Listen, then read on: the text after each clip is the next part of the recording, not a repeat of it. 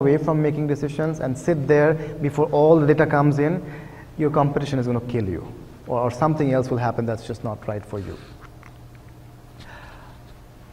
We're almost there. This one I learned the hard way in some ways. You're always asked to upgrade your talent. Make sure that your team is improving over time.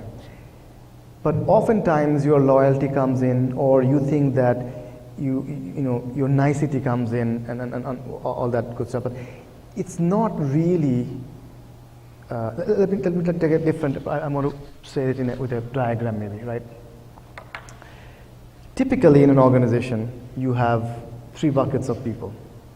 One that are proven, always delivers, always pulls their weight and beyond. Then you have the other end of the spectrum where you don't know why they're there, and you wish they were not there, and you wish they would submit their resignation letter. And then the people that are in the middle.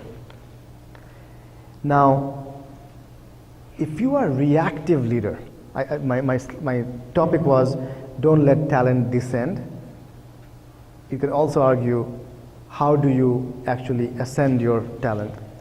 The way you do that, if you don't take care of the bottom performers and you actually don't manage them out aggressively, you're basically asking your A players to take on more and more and more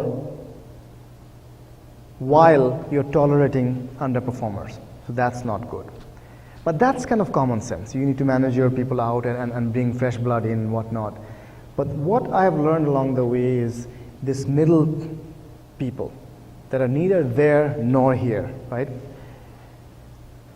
And for many reasons they might be there, in the sense that maybe they have a particular, they're not the outstanding performer, but they have a skill set that nobody else has. So you tolerate it, okay? Or they have not been given an opportunity, so you don't know if they can go up or down, right? Or you just need this project done today, so I just can't afford to disrupt this thing too much. He's average, but he gets the job done, so it's more capacity for me. As a leader, you need to be a lot more long-term oriented. Projects pressures will be always there. That's an invariant. You'll always be under pressure to deliver. If that person quit today, what would you have done? You have no choice to deal with that situation, right? So what I suggest is you work, the top one and the bottom one are the easier to deal with. But over here, how do you make up your mind? Your natural tendency when a critical project comes is to tap onto the already overloaded A players because you don't want to fail. And you say, I know you have two projects already, I'm going to give you a third one. Whereas the people that are in the middle, they're taking it easy. They're happy, right? And they're complaining at the review cycle because they're saying, I did everything that you asked me to do. You have never given me anything that I could not do. But in your mind, like, I didn't give it to you because I didn't think you could do it. So the idea is you actually give critical projects to that middle bunch. If they succeed, you now have a bigger pool of A players. If they don't succeed, you have a concrete thing to give a feedback to that person that this is why I don't think you are doing well, and you need to do this to be better next year or whatever, right? So you're making a choice as a result of that data point.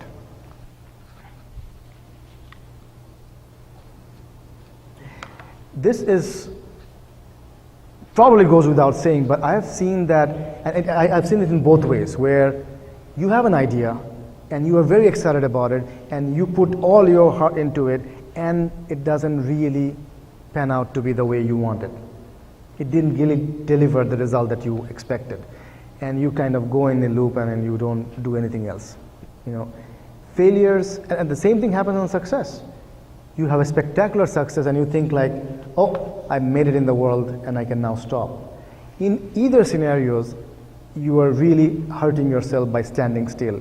If you fail, pick up your pieces, try the next thing, and then be successful hopefully later on. If you're successful, the world is not sitting still.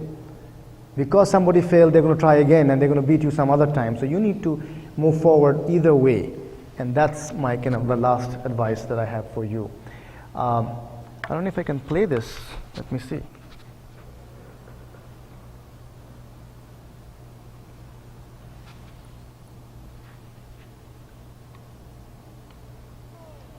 Oh.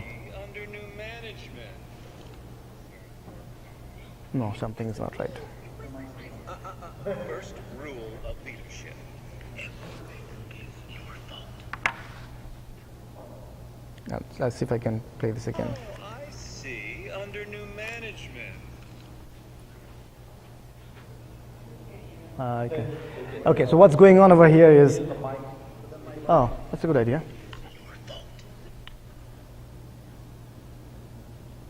Oh, I see. Under new management. So it's your No, it wasn't me. It was Where's the speaker? I'm wondering. rule of leadership. Everything is Never mind, I'll just explain this. So, she's saying that this is new management. So I wasn't responsible for this. And the guy is saying, the first rule of management, everything is your fault. Okay? And with that last thought, I will leave you. Yes, that's the last. Yeah. So that's all I had to present today. Do you guys have any questions? Any comments?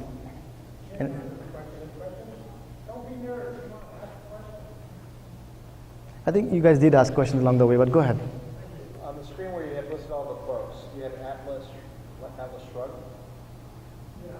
and Rand. What were some of the principles from that book? Which one? Atlas Shrugged. Same question. What did you learn from that one? Which one are you talking about? Atlas Shrugged by Ayn Rand. It's on the books of What was the name of the It book? was like the 10 books? So if you're talking about the slide where I had many books, that's not what I was just talking about books. Yeah. The ones that I've said, these are the relevant books, you could ask me questions around that, yeah. That was an unusual lesson from Atlas Shrugged. Yeah, I should. Any more questions?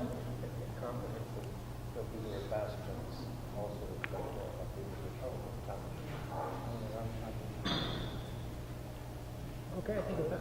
Okay, good. Thank you so much. Okay, thank you, Obi. Thank you very much. Okay. Here, a few announcements if I can read without the prompter. Okay, so time for a few announcements.